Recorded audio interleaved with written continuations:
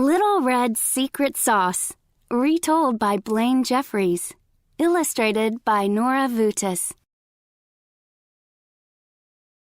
Once upon a time in the southwestern desert, there lived a coyote. He wasn't very big. He wasn't very small. But he was very, very mean. The mean, medium coyote loved all kinds of yummy foods, but he was much too lazy to cook. He often stole food from his neighbors. But what he enjoyed most was tricking people into giving him the delicious meals they had worked hard to prepare. One day, the mean, medium coyote was walking down the trail when a delicious smell filled the air. "I smell chili," he said, sniffing happily. "It has pinto beans, red onions, sniff, sniff, green peppers, and black olives.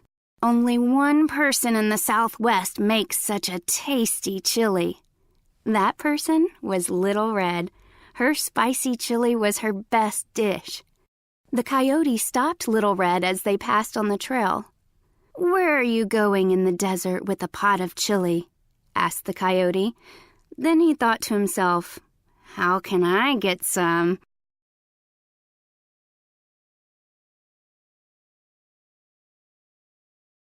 "I'm going to my granny's house," Little Red told the coyote.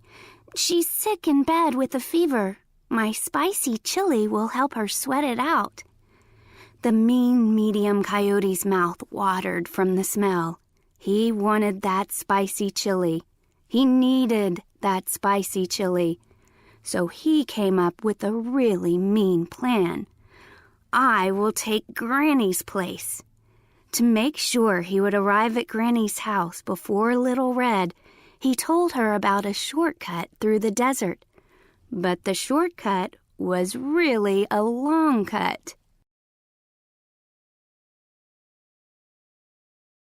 The mean, medium coyote raced to Granny's house. He grabbed poor, sick Granny, shoved her into the tool shed, locked the door, and threw away the key. Then he put on one of Granny's nightgowns and jumped into her bed. "The chili will be mine, all mine," he cried joyfully. "I hope there is sour cream in the house." Coyote's plan to trick Little Red might have worked, but he forgot that the tool shed was full of tools. Granny used the tools to break out of the shed. When Little Red finally arrived at Granny's house, Granny told her what had happened. Little Red was furious when she heard what the coyote had done to her Granny. She said, "If that mean, medium coyote wants something spicy, he's going to get it." Then Little Red poured a whole bottle of her secret hot sauce into the chili pot. Now, Little Red's secret sauce was the spiciest hot sauce anyone has ever made. Her sauce was so hot that folks needed sunglasses just to read the label. Her sauce was so hot that it could burn a hole in a hole. She had never put more than a dash of her hot sauce in the chili before, but no one had ever been as mean to her Granny as the coyote had been that day either. Little Red went into the house and took the super spicy chili to the coyote in her Granny's bed. "Leave it, dearie, and close the door on your way out," said the coyote in a high-pitched voice, trying to sound like Granny. Little Red said, "You sound awful, Granny," which was true.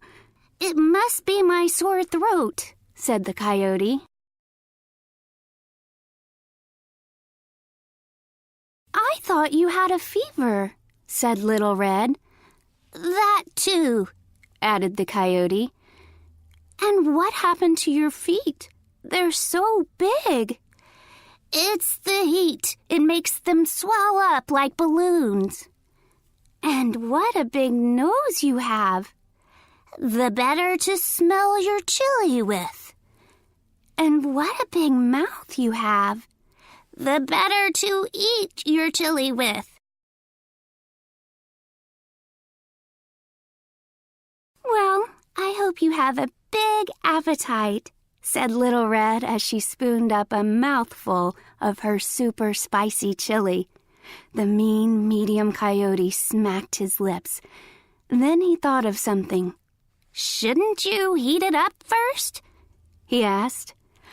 Oh, I think you'll find it's quite hot, said Little Red with her sweetest smile.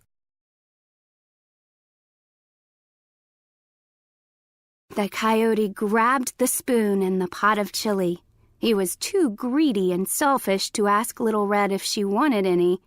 Even though he was a coyote, he ate like a pig and wolfed down his food. Yum, yum, yum, yow! The hot sauce kicked in. The coyote's eyeballs jumped out of his head, and the coyote jumped out of the bed. You bend my tongue, cried Coyote. Wah-wah! Any wah-wah! Huh? Said Little Red. Granny came rushing into the room and translated. He said, You burned my tongue. Water. I need water.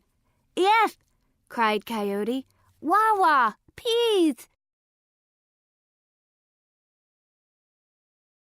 Being good hosts, Granny and Little Red took the mean medium coyote outside and gave him water. In fact, they gave him a lot of water. They dumped a bucket of water on him. The coyote dripped water from his head to his toes. I hope you will think twice before trying to trick people to steal their food again, said Little Red. You owe me a new nightgown, too, added Granny. The coyote, his mouth still on fire from eating all that super spicy chili, tried to run off. He slipped and slid through the mud and landed in a puddle with a big splash. The only thing he could eat now was mud pies, but at least they were cold.